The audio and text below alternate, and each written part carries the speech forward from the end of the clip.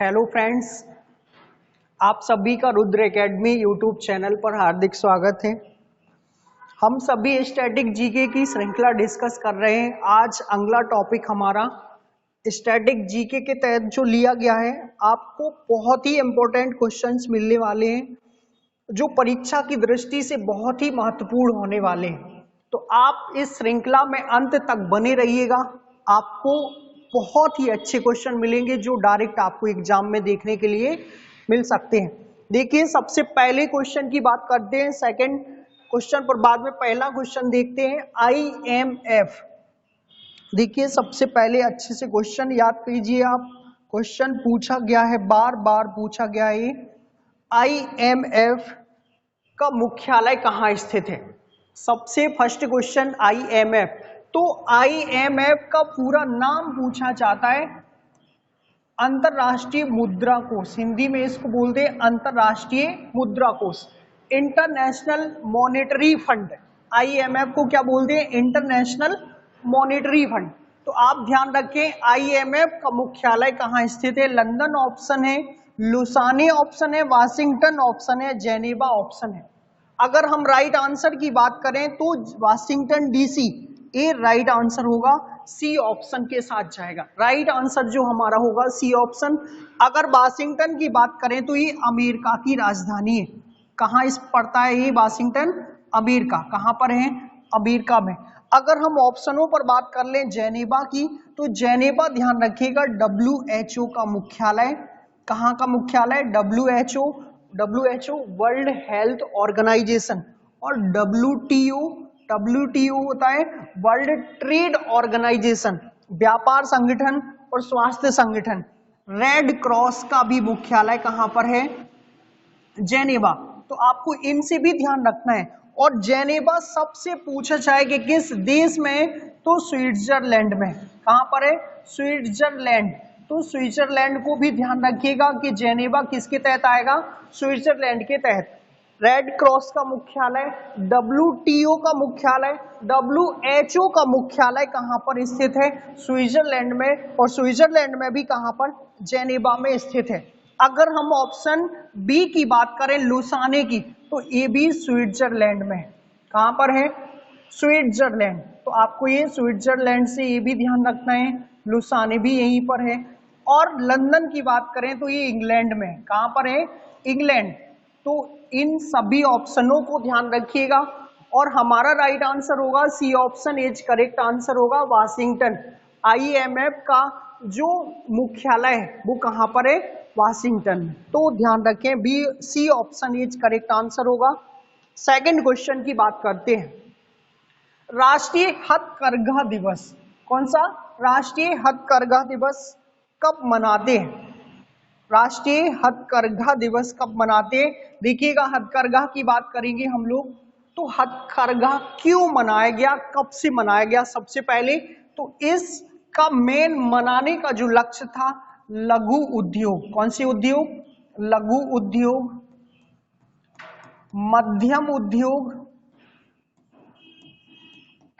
मध्यम उद्योग जिसको लघु कुटीर के नाम से जानते हैं। लघु और मध्यम उद्योगों को क्या करना है? बढ़ावा देने के लिए इसको बनाया गया है। किसके लिए? बढ़ावा देने के लिए। तो आप ध्यान रखें, हथकरघा लघु, मध्यम और सूक्ष्म उद्योग, जो जितने भी प्रकार के छोटे बड़े उद्योग चलते हैं उन सबको बढ़ावा देने के लिए मनाया गया दिवस। अब मनाया कब से गया?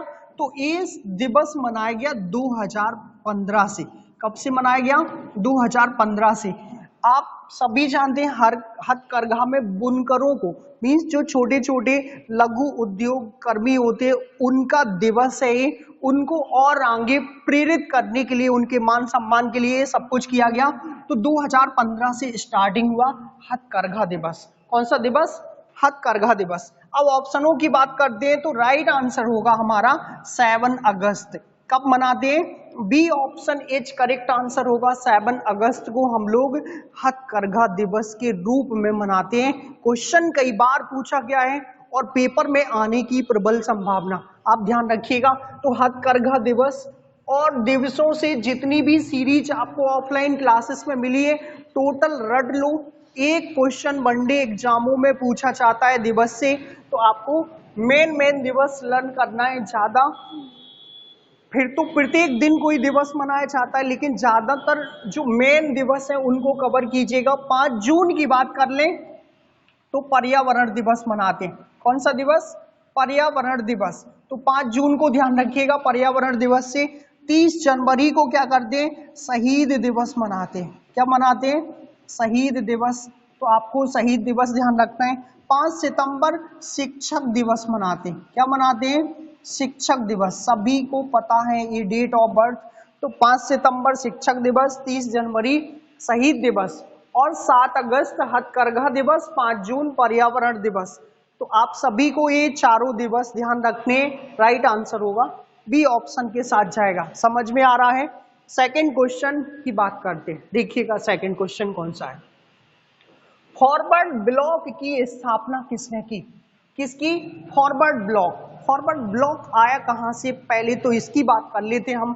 फॉरवर्ड ब्लॉक की जो स्थापना हुई वो नेताजी ने की। किसने की? नेताजी। और नेताजी आप सभी जानते हैं सुभाष चंद्र बोस। नेताजी सुभाष चंद्र बोस। सुभाष चंद्र बोस। तो आप ध्यान रखें किसने की। कभी कभी आपसे पूछा जाए तो फॉरवर्ड ब्लॉक की स्थापना नेताजी सुभाष चंद्र बोस ने की।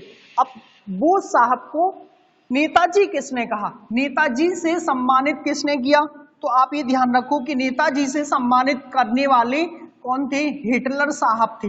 ये जर्मनी का तानाशाह था हिटलर, ऐसे लिखना है हिटलर। सबसे पहले नेताजी की उपाधि किसने दी? तो हिटलर ने दी। किसने दी थी?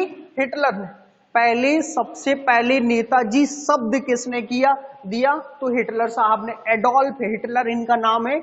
और सुभाष चंद्र बोस जी ने एक नारा दिया था, तुम मुझे खून दो, तुम मुझे खून दो, मैं तुम्हें आजादी दूंगा, मैं तुम्हें आजादी दूंगा।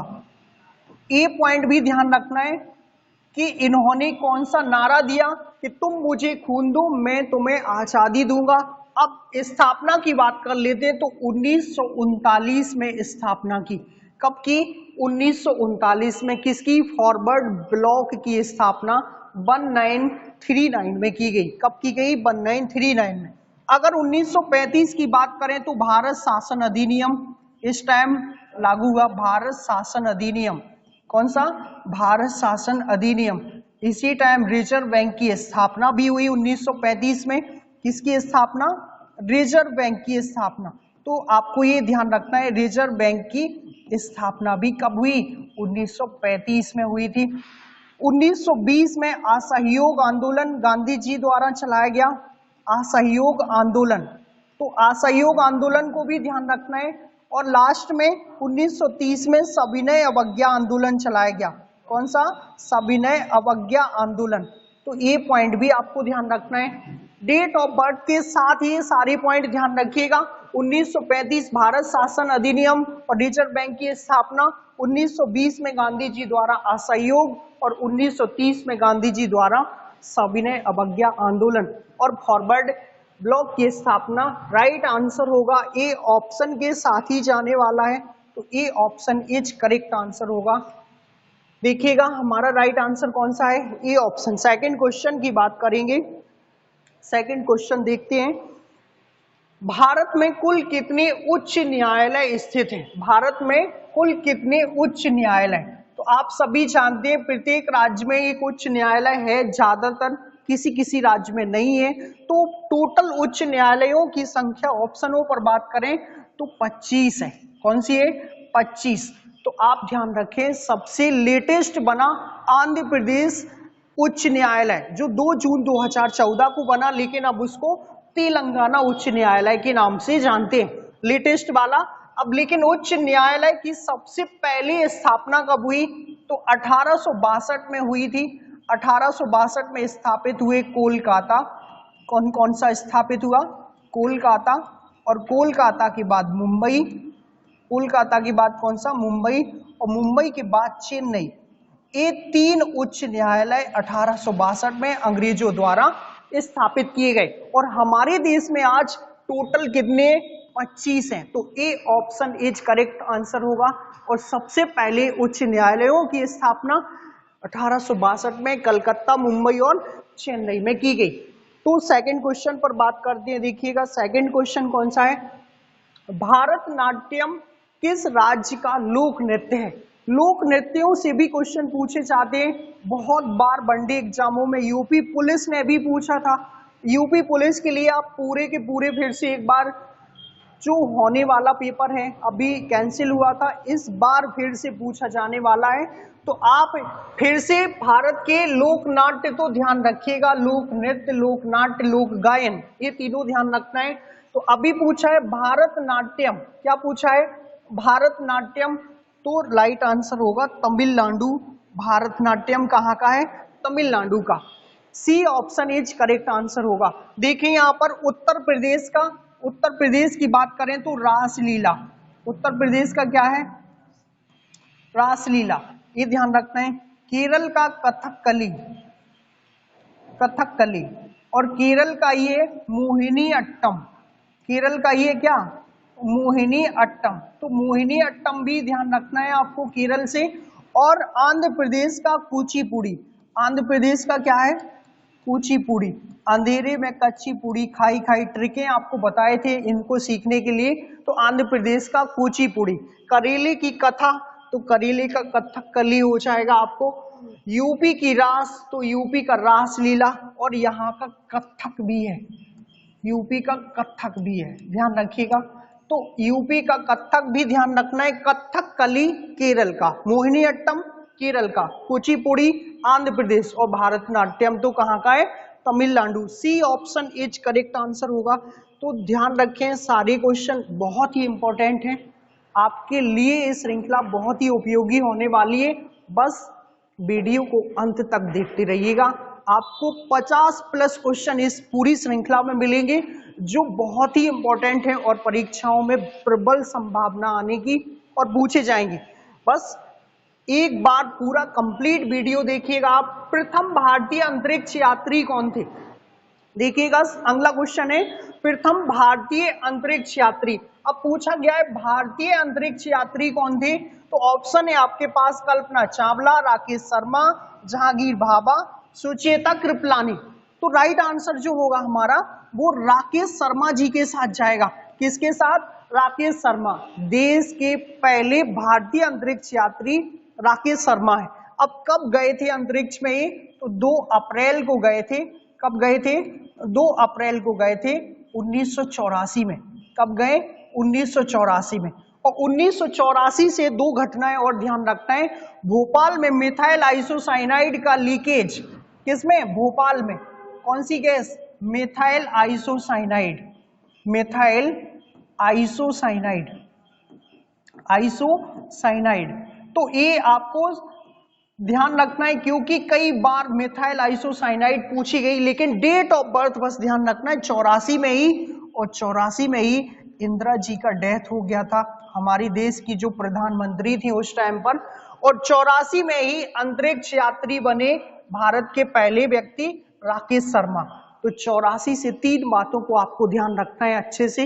मिथाइल आइसोसाइनाइड का लीकेज भोपाल में, इंदिरा जी का डेथ हुआ था 84 में, और भारत के प्रथम भारतीय अंतरिक्ष यात्री बने राकेश शर्मा 2 अप्रैल 1984। और 1 हफ्ते तक रहे थे और वापस भी आए थे और आराम से यहाँ पर अपने धरातल पर वापस लौटे। तो राकेश शर्मा जी को ध्यान रखिए। कल्पना चावला की बात करें, ये हमारे हरियाणा से है। कहाँ से है, हरियाणा से, और हरियाणा में कहाँ से, करनाल से है। कहाँ से, करनाल से। तो आप ये ध्यान रखें, कल्पना चावला हरियाणा से, करनाल से। कोलंबिया, ये अमेरिका से गई थी अंतरिक्ष में, अमेरिका नासा एजेंसी से। और कब गई पहली बार, 1997 में गई। कब गई, 1997। तो आपको 1997 ध्यान रखना है कि कल्पना चावला कब गई, तो आप ये ध्यान रखो 1997 में गई। कब गई, 1997। अब जहांगीर भाभा की बात करें तो जहांगीर भाभा परमाणु ऊर्जा के जन्मदाता है। किसके? परमाणु ऊर्जा के जन्मदाता, परमाणु ऊर्जा के जन्मदाता। तो आपको ये पॉइंट ध्यान रखना है, परमाणु ऊर्जा के जन्मदाता कौन है? डॉक्टर होमी जहांगीर भाभा। सुचेता कृपलानी प्रथम यूपी सीएम थी, प्रथम यूपी की सीएम। अगर कोई आपसे पूछे उत्तर प्रदेश की प्रथम महिला सीएम तो सुचेता कृपलानी। तो ये ऑप्शन आपको ध्यान रखना है और B answer is correct answer होगा, ये आपको ध्यान रखना है, इस बात को ध्यान रखिए। सेकंड क्वेश्चन पर बात करते हैं। सेकंड क्वेश्चन लेते हैं, काजीरंगा राष्ट्रीय उद्यान। काजीरंगा राष्ट्रीय उद्यान कहाँ स्थित है? काजीरंगा राष्ट्रीय उद्यान, तो देखिए काजीरंगा किससे बात करें राष्ट्रीय उद्यान की, तो असम में स्थित है। कहां पर स्थित है? असम में। काजीरंगा कभी भी आपसे पूछा जाए तो किस राष्ट्रीय उद्यान में मौजूद? काजीरंगा कहां पर मौजूद? असम में। कहां पर है? असम। अब देखो यहां पर असम से काजीरंगा को ध्यान रखो, असम की राजधानी, असम की राजधानी साबर सिंह, दिसपुर। असम की कहां है? दिसपुर। थोड़ी एक्टिव रहो, अब पता चला कि वीडियो में बैठे हो तो थोड़ी सा एक्टिवता तो दिखानी पड़ेगी आपको।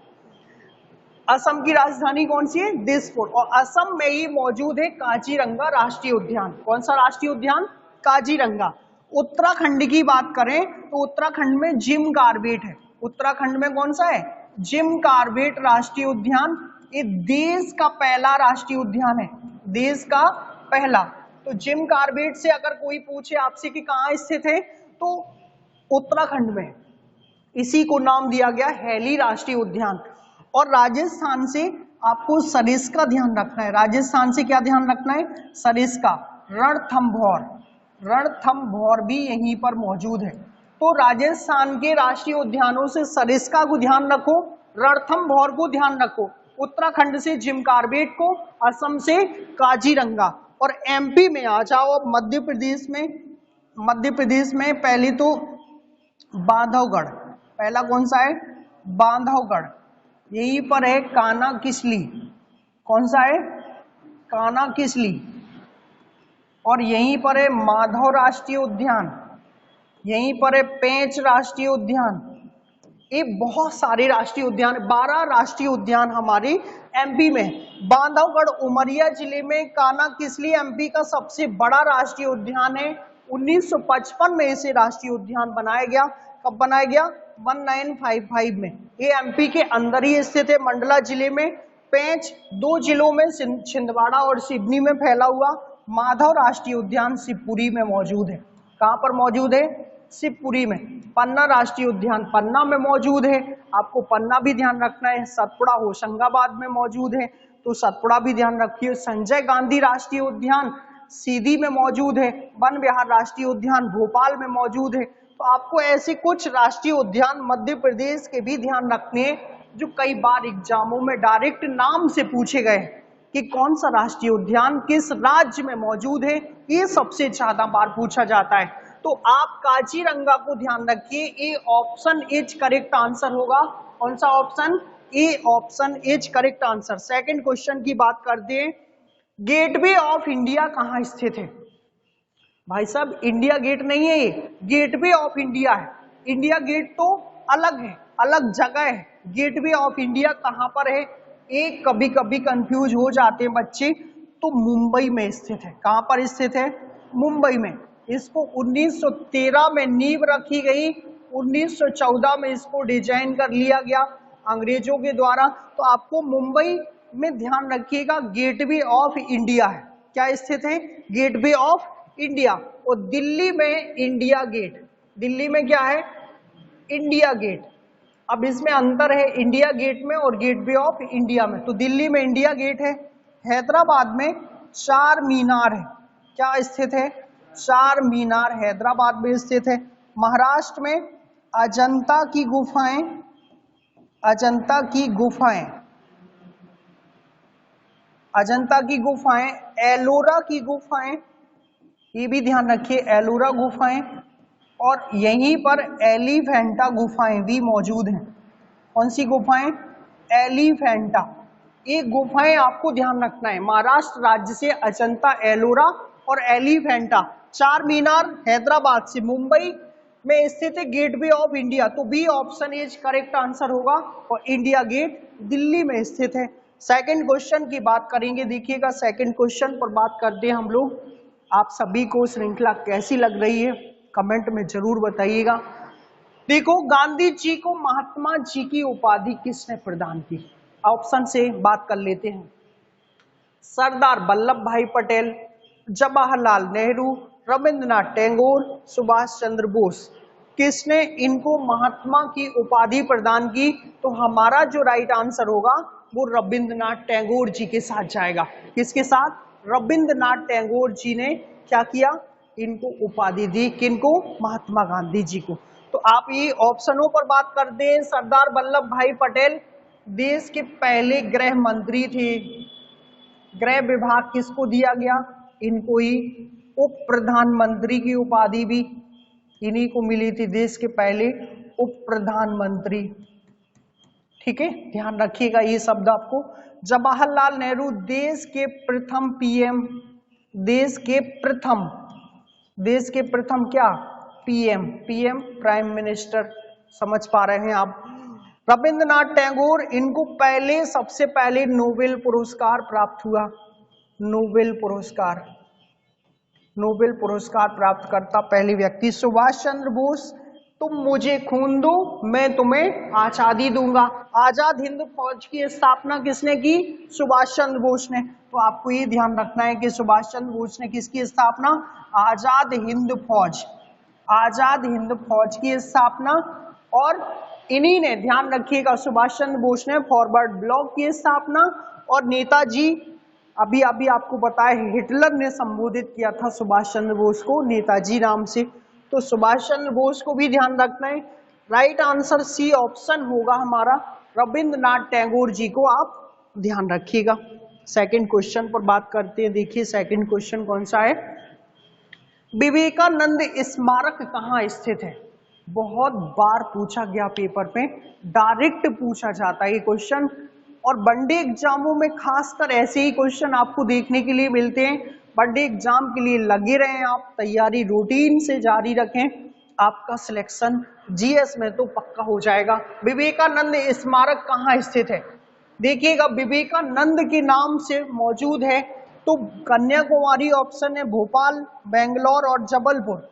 राइट आंसर जो होगा वो कन्याकुमारी में ही स्थित है। कहाँ पे स्थित है? कन्याकुमारी। अब कन्याकुमारी कहाँ है? तमिलनाडु में। कहाँ पर? तमिलनाडु। आप ही ध्यान रखिएगा, तमिलनाडु में। तमिलनाडु से बहुत सारे पॉइंट आपको पढ़ाए थे, इतने ज्यादा कि बहुत अति से ज्यादा। तो तमिलनाडु से जो फैक्ट है, देश में सबसे अधिक परमाणु ऊर्जा एनर्जी, देश में सबसे अधिक परमाणु ऊर्जा का उत्पादन। कौन सी ऊर्जा? परमाणु ऊर्जा का उत्पादन। अब ध्यान रखिए, देश में सबसे अधिक किसका उत्पादन? परमाणु ऊर्जा का उत्पादन। यहीं पर कुडनकुलम फर्स्ट, कुडनकुलम सेकंड और कलपक्कम मौजूद है। तमिलनाडु में देश के 3 बड़े बंदरगाह, जिसको हम लोग जानते एन्नोर के नाम से, चेन्नई के नाम से। चेन्नई बंदरगाह कहाँ है? तमिलनाडु में। तूतीकोरिन के नाम से। किसके नाम से? तूतीकोरिन। और तमिलनाडु में ही है मीनाक्षी मंदिर। कौन सा मंदिर? मीनाक्षी मंदिर। तमिलनाडु में धनुषकोडी क्या स्थित है? धनुषकोडी। यहीं पर आपको रामेश्वरम टेम्पल मिलेगा। क्या मिलेगा? रामेश्वरम मंदिर भगवान शिव जी से। तो आपको धनुषकोडी भी तमिलनाडु में ध्यान रखना है, मीनाक्षी मंदिर भी, 3 बड़े बंदरगाह भी। देश में सबसे ज्यादा किसका उत्पादन? परमाणु ऊर्जा का उत्पादन तमिलनाडु राज्य ही करता है। तो बहुत सारे पॉइंट है तमिलनाडु से।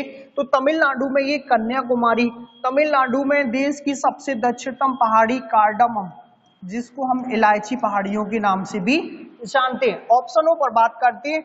भोपाल में स्थित है IISS, IIFM, Indian institute of soil science, Indian institute of forest management. Shyamla hills Bhopal में, वन विहार राष्ट्रीय उद्यान भोपाल में, जिसे आधुनिक चिड़ियाघर की उपाधि प्राप्त है। मध्य प्रदेश की राजधानी भोपाल है।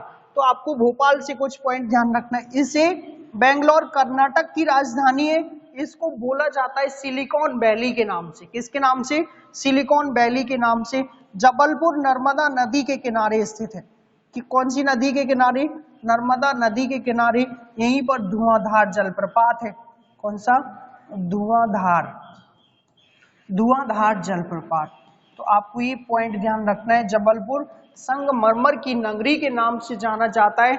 मध्य प्रदेश का वन अनुसंधान संस्थान जबलपुर में, पहला देश का कृषि विश्वविद्यालय, एमपी का कृषि विश्वविद्यालय जबलपुर में, जिसे जवाहरलाल नेहरू के नाम से जाना जाता है, 1964 में स्थापित हुआ। जबलपुर बहुत ज्यादा प्रसिद्ध है, तो आपको जबलपुर से भी ध्यान रखना है। मदन महल भी जबलपुर में ही है, तो जबलपुर से कर्क रेखा होकर गुजरती है। बहुत सारे पॉइंट हैं, तो आप जबलपुर ध्यान रखिए। क्षेत्रफल की दृष्टि से सबसे बड़ा संभाग मध्य प्रदेश का जबलपुर है।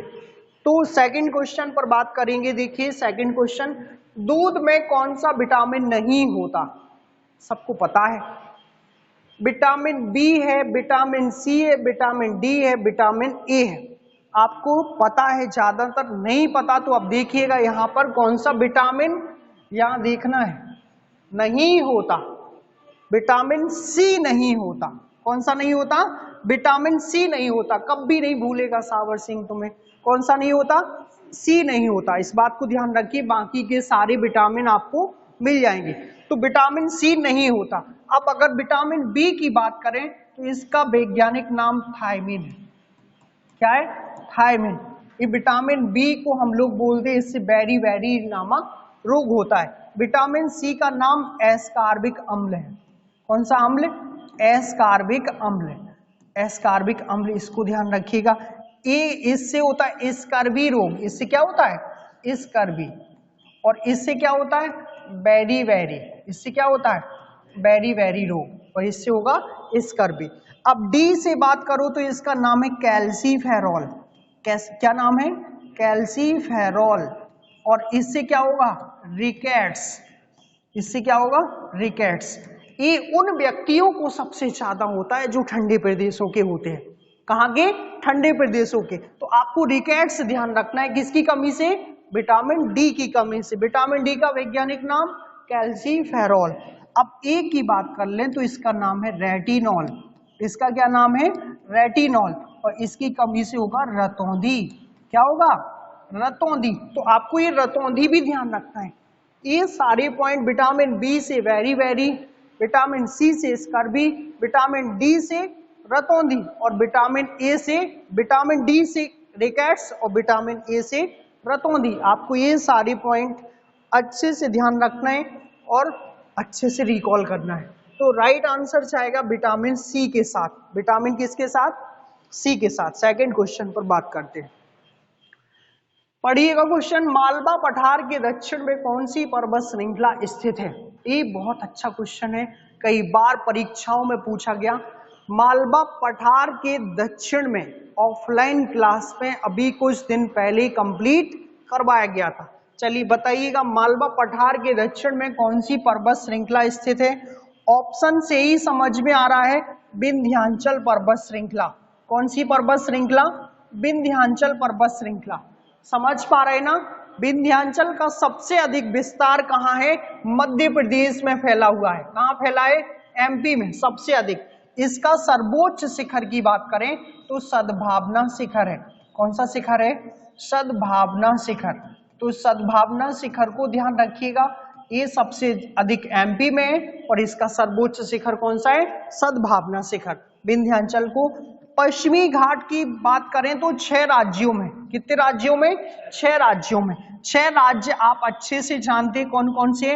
गुजरात है, महाराष्ट्र है, गोवा है, गोवा के बाद कर्नाटक, कर्नाटक के बाद केरल, और केरल के बाद तमिलनाडु। समझ पा रहे होंगे आप?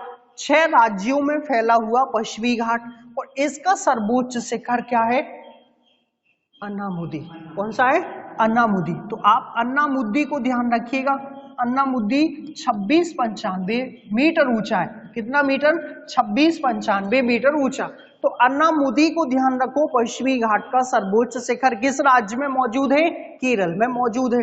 पूर्वी घाट की बात करें तो पूर्वी घाट जगह जगह कटा फटा है, क्योंकि कृष्णा, गोदावरी, महानदी, कावेरी नदियों ने इसको जगह जगह पर काट दिया है। तो अलग अलग राज्यों में इसकी श्रृंखलाएं अलग अलग फैली हुई हैं। जो प्रसिद्ध श्रृंखला है उड़ीसा राज्य में फैली है महेंद्रगिरी। कौन सी? महेंद्रगिरी। तो आपको ये महेंद्रगिरी ध्यान रखिएगा, यही इसका सर्वोच्च शिखर है और यहीं पर कहा जाता है भगवान परशुराम जी निवास किया करते थे और आज भी होंगे। भगवान की लीलाएं हम नहीं समझ सकते। तो महेंद्रगिरी आपको ध्यान रखना है, पर्वत उड़ीसा राज्य में पूर्वी घाट में स्थित है। सतपुड़ा पर्वत श्रृंखला सबसे अधिक फैला है एमपी में। कहाँ फैला है? एमपी में। और इसका सर्वोच्च शिखर धूपगढ़ है। इसका सर्वोच्च शिखर क्या है? धूपगढ़, जो कितना मीटर ऊंचा? 1350 मीटर ऊंचा। किस श्रेणी में? महादेव श्रेणी में। किस जिले में? होशंगाबाद। किस जिले में? होशंगाबाद। तो आपको सतपुड़ा पर्वत श्रृंखला का सर्वोच्च शिखर भी ध्यान रखना है। राइट आंसर विंध्याचल होगा। कौन सा होगा? A option is correct answer. Malwa के दक्षिण में विंध्याचल पर्वत श्रृंखला मौजूद है, इस बात को ध्यान रखिए। सेकंड क्वेश्चन पर बात करते, भारत का सबसे बड़ा पठार ऑप्शन से दिख जाएगा आपको।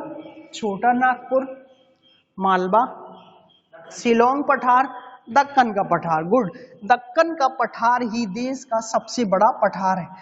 राइट आंसर होगा हमारा ए ऑप्शन। अगर इसमें हम लोग मैप के थ्रू इसको समझें तो देखिएगा आपको कहां कहां पर कौन कौन सा एरिया है वो आपको समझ में आएगा।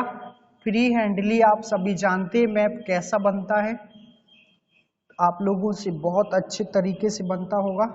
देखो ये है भारतीय मैप मान लीजिएगा। तो इस वाले पूरे एरिया में दक्षिण में फैला हुआ एरिया पूरा ये दक्षिण वाला दक्कन का पठार। इस एरिया में कौन सा है? दक्कन का पठार। समझ पा रहे हैं देश में कहां पर है? शिलोंग की बात करें तो यहां पर फैला हुआ शिलोंग पठार। कौन सा पठार? शिलोंग पठार। समझ पा रहे हैं आप? मालवा की बात कर लो तो मध्य प्रदेश के बीच में फैला हुआ है, ये सबसे ज्यादा एमपी में ही है मालवा पठार। ये यहाँ पर कौन सा होगा? मालवा पठार। चलो देखो छोटा नागपुर को यहां पर से ध्यान रखिएगा, ये छोटा नागपुर का पठार है। कौन सा? छोटा नागपुर का पठार। तो छोटा नागपुर का पठार आपको ध्यान रखना है। समझ पा रहे होंगे आप? तो देखो छोटा नागपुर 3 राज्यों में फैला है, झारखंड, पश्चिम बंगाल, उड़ीसा। मालवा एमपी में ज्यादातर है, ये मेघालय, असम में फैला हुआ है। दक्कन का पठार दक्षिण भारत के काफी राज्यों को कवर कर लेता है। तो राइट आंसर सबसे बड़ा पठार कौन सा होगा? दक्कन का पठार। सभी को समझ में आया होगा। हमारी श्रृंखला कैसी लग रही है कमेंट में जरूर बताते जाएं और शेयर जरूर करते जाएं। अगर समझ पा रहे हैं आप नोट्स लेकर के बैठें और नोट्स बनाएं। आपको बिल्कुल निःशुल्क सब कुछ उपलब्ध है। आप नोट्स बना के एक बार अच्छे से उसको पढ़ते रहें, बार बार उसको 6-7 दिनों में रिवीजन करें। आपको जीएस बहुत स्ट्रांग हो जाएगा। आपको एक टॉपिक मिलेगा, आप घंटों तक एक टॉपिक के बारे में बोलेंगे। सिर्फ और सिर्फ अच्छे से चीजों को समझिए और अच्छे से पढ़िए। चलिए अगला क्वेश्चन है, कोयले का जलना परिवर्तन है। अब रासायनिक है कि भौतिक है कि दोनों है कि इनमें से कोई नहीं। आपको सिखाया था, सावर को तो कभी जिंदगी में नहीं भूल सकता। एक बार कैटरीना बन गए थे, अब फिर से बोलने लगे हैं। अब समझ में पूरे क्लियर कॉन्सेप्ट हैं, जिंदगी जिएंगे, अब कैटरीना कभी नहीं बनेंगे। तो इनको पता चल गया कौन सा परिवर्तन है? रासायनिक परिवर्तन है। तो राइट आंसर होगा हमारा रासायनिक परिवर्तन। रासायनिक परिवर्तन में वो चीजें जो एक बार रूप तब्दील करते हैं वापस अपने रूप में नहीं आती। भौतिक में वह चीजें जो एक बार रूप तब्दील करें और वापस अपने उसी रूप में आ जाएं तो भौतिक परिवर्तन। तो समझ पा रहे होंगे आप? A option is correct answer होगा हमारा। सेकंड क्वेश्चन की बात कर लेते हैं। देखिएगा पृथ्वी की बहन के नाम से किसे जानते हैं? बहुत अच्छा क्वेश्चन है। सौर मंडल पर चलते हैं हम लोग, सौर मंडल का ही क्वेश्चन है। पृथ्वी की बहन के नाम से किसे जानते हैं? तो ऑप्शन के हिसाब से हम बात करेंगे, हमारा राइट आंसर होगा शुक्र ग्रह। शुक्र की बनावट व आकार के आधार पर इसको पृथ्वी की बहन कहते हैं। शुक्र को क्या कहते हैं? पृथ्वी की बहन कहते हैं। शुक्र ग्रह सबसे चमकीला ग्रह है। कैसा है? सबसे चमकीला। हमारे सौरमंडल में अगर कोई पूछे आपसे सबसे चमकीला कौन सा है, शुक्र है। अगर और शुक्र से बात करें तो इसको सांझ का तारा या भोर का तारा कहते हैं। सांझ का तारा या भोर का तारा कहते हैं। किसको? शुक्र को ही कहते हैं। और ये दो ग्रह ही ऐसे हैं जिनमें सूर्य पश्चिम से आता है।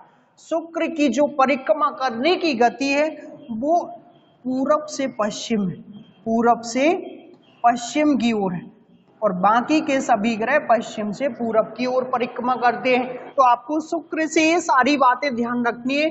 शुक्र के पास 97% लगभग CO2 पाया जाता है, इसलिए ये सबसे ज्यादा चमकीला है। तो आप समझ गए होंगे आप शुक्र ग्रह को अच्छे से ध्यान रखना है। मंगल की बात कर लेते हैं। मंगल को लाल ग्रह कहा जाता है। क्या कहा जाता है? लाल ग्रह कहा जाता है। सौर मंडल में जीवन की उपस्थिति या जीवन होने की जो संभावना है तो वो एकमात्र ग्रह है जो मंगल है। कौन सा है? मंगल। बाकी किसी ग्रह पर जीवन जैसी परिस्थितियां होने की संभावना अभी नहीं है। तो मंगल को हम लोग रेड ग्रह के नाम से जानते हैं। बृहस्पति सबसे बड़ा ग्रह है। सौर मंडल का सबसे बड़ा ग्रह है बृहस्पति। अरुण ग्रह ये ठंडा ग्रह है। इसके पास एक रिंग पाया जाता है। क्या पाया जाता है? रिंग, जिसमें 5 वलय पाए जाते हैं। कितने वलय?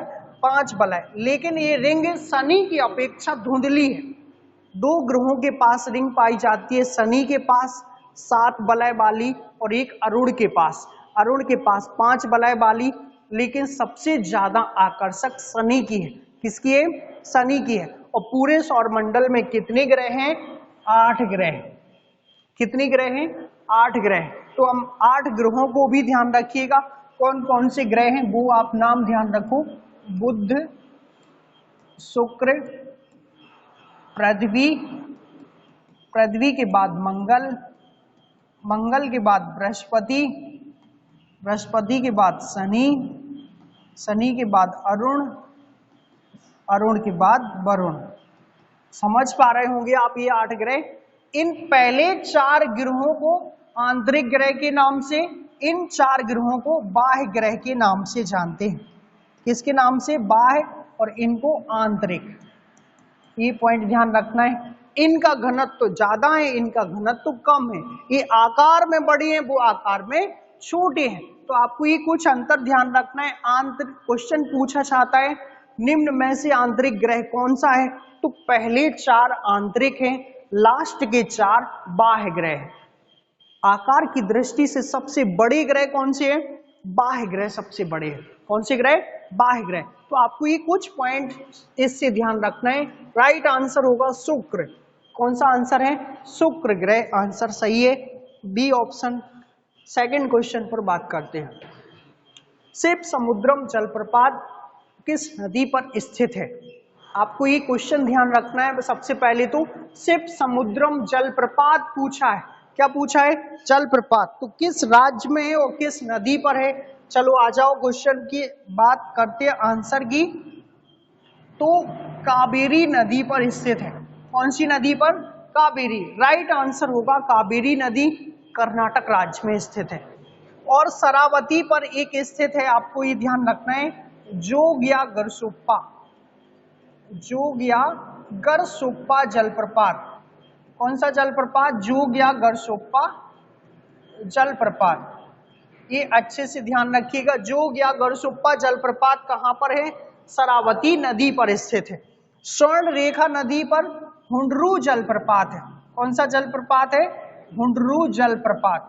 तो हुंडरू जलप्रपात कहां पर मिलेगा आपको? स्वर्ण रेखा नदी पर। नर्मदा नदी पर, इस पर तो आपको ध्यान रखना है धुआंधार है। कौन सा है? धुआंधार। कपिल धारा है। कौन सा है? कपिल धारा। फिर एक और है दुग्ध धारा है। कौन सा है? दुग्ध धारा जलप्रपात भी यहीं पर है, दुग्ध धारा। इसी में मंदार व दर्दी जलप्रपात भी है, मंदार व दर्दी। नर्मदा नदी के तो ज्यादातर कवर हो गए आपके। सहस्त्र धारा भी स्थित है। कौन सा धारा? सहस्त्र धारा। नर्मदा नदी के सारे ध्यान रखो, धुआंधार, कपिल धारा, दुग्ध धारा, मंदार व दर्दी, सहस्त्र धारा जलप्रपात भी यहीं पर मौजूद है। जोग या गरसोप्पा कर्नाटक राज्य में शरावती नदी पर, यही देश का सबसे ऊंचा जलप्रपात है। इसको एक नाम और दिया गया है, महात्मा गांधी जलप्रपात। कौन सा? महात्मा गांधी जलप्रपात। आपको ये ध्यान रखना है, महात्मा गांधी जलप्रपात के नाम से भी जोग या गरसोप्पा को जानते हैं। और राइट आंसर होगा हमारा कावेरी नदी पर शिव समुद्रम जलप्रपात स्थित है। आप सभी को कैसा लग रहा है कमेंट में जरूर बताते रहें। सावर सिंह, आप अच्छे से पढ़ रहे हैं ना? अच्छे से पढ़ते रहना है, ठीक है?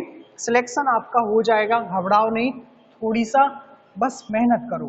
कोलार खान किसके लिए प्रसिद्ध है? कोलार, कौन सी खान? कोलार खान किसके लिए प्रसिद्ध है? तांबे के लिए, कोयले के लिए, सोने के लिए, चांदी के लिए। तो कोलार जो खान है वो सबसे ज्यादा प्रसिद्ध है गोल्ड के लिए। किसके लिए? गोल्ड के लिए। सोने के लिए सबसे ज्यादा प्रसिद्ध कौन सी खान? कोलार।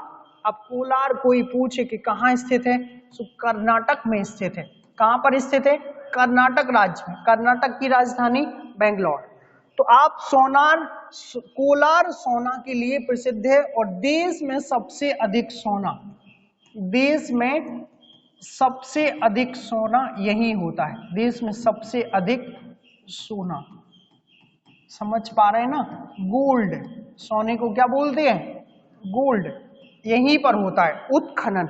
भंडार तो काफी जगह पाए गए, लेकिन उत्खनन की बात कर रहे हैं। तो आपको ये ध्यान रखना, तांबे के लिए मलाज खंड खान प्रसिद्ध है। कौन सी खंड? मलाज खंड खान। ये एमपी में है। ये कहां पर है? एमपी में। कोयले के लिए झरिया प्रसिद्ध है, झरिया क्षेत्र। झरिया कहां पर है? झारखंड में स्थित है। कहां पर स्थित है? झारखंड। तो झरिया झारखंड से, सोना कर्नाटक कोलार से, चांदी सबसे ज्यादा राजस्थान राज्य में होता है। कौन से राज्य में? राजस्थान राज्य में। राजस्थान में देश में सबसे ज्यादा चांदी का उत्पादन किया जाता है। सोने का कर्नाटक में किया जाता है। कोयले का झारखंड का झरिया सबसे ज्यादा भंडार क्षेत्र, और तांबा मलाज खंड में सबसे अधिक होता है। सेकंड क्वेश्चन की बात कर लेते हैं। देखिए, पृथ्वी पर ज्वार भाटा किस कारण आते हैं? पृथ्वी पर ज्वार भाटा, ज्वार भाटा आप सभी जानते हैं, हमेशा और हमेशा आते पानी वाले एरियाज में। स्थलीय सीमा पर कभी भी ज्वार भाटा नहीं आएगा। तो ज्वार भाटा क्या है? सबसे पहले इसको समझो। ज्वार में पानी का वेग, पानी का वेग ऊपर आता है, उठता है, मतलब लहरें ऊपर आती हैं। समझ पा रहे होंगे आप? ऊपर आता है। और भाटा में पानी का वेग नीचे जाता है। पानी का वेग कहां जाता है? नीचे जाता है, नीचे जाता है। ये ध्यान रखिएगा। तो पानी के वेग को ध्यान रखना है ऊपर आने से, और पानी के वेग को ध्यान रखना है नीचे जाने से भाटा। अब आता कब है? किसके आकर्षण के कारण आता है? तो जब ग्रहण की स्थिति होती है। जैसे धरातल पर ये पृथ्वी है, ये अर्थ है, ये मून है, और ये सूर्य है। जब ये तीनों एक सीधी रेखा में होते हैं तब दीर्घ ज्वार आता है। तब क्या आता है? दीर्घ ज्वार। इस बात को ध्यान रखिएगा, दीर्घ ज्वार। लेकिन अगर कोई पूछे सबसे ज्यादा आकर्षण क्षमता किसकी होती है, तो चंद्रमा की होती है। किसकी होती? चंद्रमा की। क्योंकि सूर्य पृथ्वी से काफी दूर है, इस कारण से वो ज्यादा असर नहीं छोड़ पाता है। चंद्रमा सबसे ज्यादा आकर्षण क्षमता छोड़ता है, जिस कारण से हमारे पृथ्वी पर बैलेंसिंग कंडीशन के लिए ये ज्वार भाटा आते हैं। और जब ये तीनों ग्रहण की परिस्थिति में एक जैसे होते हैं तो सबसे ज्यादा ज्वार आता है। अभी तक जो सबसे अधिक ज्वार आया वो फंडी की खाड़ी में। किसकी खाड़ी में? फंडी की खाड़ी। और फंडी की खाड़ी कहां पर है? अमेरिका में स्थित है। कहां पर स्थित है? अमेरिका में। कितना मीटर का आया था? 18 मीटर पानी ऊपर उठ गया था। अब सोच लीजिएगा, तो सबसे तीव्र ज्वार कहाँ आया? फंडी की खाड़ी में। अब राइट आंसर पर बात कर लें तो चंद्रमा के आकर्षण से पृथ्वी पर क्या आता है? ज्वार भाटा आता है। ज्वार में पानी ऊपर उठेगा, भाटा में पानी नीचे जाएगा। आप सभी समझ पाए होंगे। तो आप राइट आंसर होगा चंद्रमा के आकर्षण। सूर्य का आकर्षण है नहीं। सूर्य में एनर्जी का स्रोत नाभिकीय संलयन अभिक्रिया है जिसमें हाइड्रोजन और हीलियम भाग लेते हैं। मंगल के आकर्षण, ये मंगल से कोई हमारा लेना देना है नहीं। मंगल ग्रह सौर मंडल का एक ग्रह है, जैसे पृथ्वी एक ग्रह है वैसे ही मंगल एक ग्रह है। इनमें से कोई नहीं, कोई मतलब का नहीं है। सेकंड क्वेश्चन पर बात करते हैं। ये हमारा लास्ट क्वेश्चन होगा इस श्रृंखला का। आप सभी को ये श्रृंखला कैसी लगी कमेंट में जरूर बताएं और सभी बच्चों तक पहुंचाएं। उन बच्चों तक खासकर जो घर बैठ करके ऑनलाइन ही स्टडी करते हैं उनको भी फायदा हो। वैनगंगा नदी का उद्गम कहाँ से होता है? देखिए नदियों वाइज पूछा गया है। बहुत सारे क्वेश्चन आपको नदियों वाइज मिले हैं और नदियों वाइज हर बार एग्जाम में कोई ना कोई क्वेश्चन परियोजना से और नदियों से पूछा जाता है। तो यहाँ भी आपको एक नदियों से क्वेश्चन मिला है। वैनगंगा नदी का उद्गम कहाँ से होगा? सिवनी, बैतूल, अनूपपुर, देवास। राइट आंसर होगा सिवनी। सिवनी के पारसबाड़ा पठार से होता है। कहाँ से? पारसबाड़ा पठार से। तो आप ये ध्यान रखिएगा, पारसबाड़ा पठार से किस नदी का उद्गम? वैनगंगा नदी का उद्गम। ये मध्य प्रदेश के दक्षिण में बहती है। मध्य प्रदेश के कहाँ बहती है? दक्षिण में बहने वाली, दक्षिण में बहने वाली नदी है, बहने वाली नदी। तो आप वैनगंगा को ध्यान रखिए। महाराष्ट्र चली जाती है दक्षिण में, एमपी के दक्षिण में महाराष्ट्र है और महाराष्ट्र जाने के बाद ही वर्धा में मिलती है। जहां मिलती है उसको प्राणहिता के नाम से और बाद में गोदावरी नदी में मिल जाती है। तो आपको ये ध्यान रखना है सिवनी के पारसबाड़ा पठार से। बैतूल की बात करें तो यहाँ से ताप्ती नदी का उद्गम होता है। बैतूल के मुल्ताई से किसका उद्गम? ताप्ती नदी का। अनूपपुर से नर्मदा नदी का उद्गम होता है। कौन सी नदी का? नर्मदा। अनूपपुर में अमरकंटक है। क्या स्थित है? अमरकंटक सभी जानते होंगे। अमरकंटक कितने मीटर ऊंचा है? 1048 मीटर ऊंचा है। यहीं से 3 नदियां आती है। नर्मदा के बाद आती है सोन और सोन के बाद एक छोटी सी नदी आती है जोहिला। कौन सी नदी? जोहिला। तो आपको ये भी ध्यान रखना है। देवास, देवास के बागली गांव से, कौन सी गांव से? बागली गांव से काली सिंध नदी का उद्गम होता है। कौन सी नदी का? काली सिंध। तो काली सिंध नदी को भी ध्यान रखिएगा। ये सभी नदियों का उद्गम यहाँ से आपको देखने के लिए मिलेगा। बैतूल में ये मुल्ताई से आती है। ताप्ती कहाँ से आती है? मुल्ताई से। तो आपको ये पॉइंट भी ध्यान रखना है। ये सभी नदियों के, कुछ नदियों के प्रमुख नदियों के उद्गम स्थल जो आपको ध्यान रखने, कभी कभी उद्गम स्थल से भी क्वेश्चन पूछे जाते हैं। तो आप सभी को ये श्रृंखला आज अंतिम यही तक था। आप सभी को जितने भी क्वेश्चन मिले हैं नोट्स बनाइए, लिखिए प्रॉपरली तरीके से, रिवीजन कीजिए, बार बार पढ़िए। आपका जीएस बहुत स्ट्रांग हो जाएगा। बशर्ते लास्ट तक वीडियो को देखते रहना है और पढ़ते रहना है। आगे हम लोग अगले वीडियो में मिलेंगे। Thank you friends. आप सभी को कैसा लगा कमेंट में जरूर बताएं।